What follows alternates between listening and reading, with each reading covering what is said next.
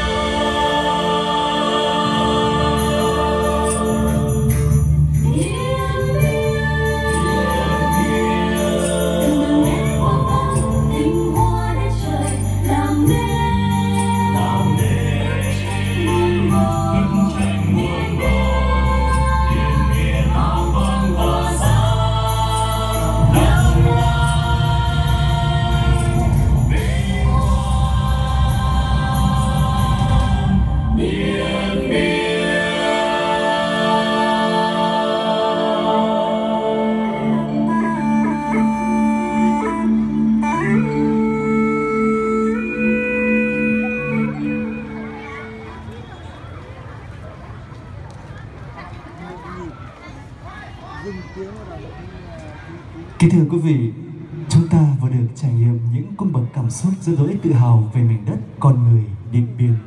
Những âm thanh, những sắc màu, những nét văn hóa đặc sắc, sự đổi giản dị, mộc mạc, chân tình của đồng bào các dân tộc vùng cao Tây Bắc. Ngay sau đây, trân trọng kính mời quý vị cùng đến với những giai điệu tươi mới chảy chung qua ca khúc Sớm Nay Xuân Về, sáng tác Châu Đăng Khoa, qua sự thể hiện của ca sĩ Việt Hà, Nam Khánh.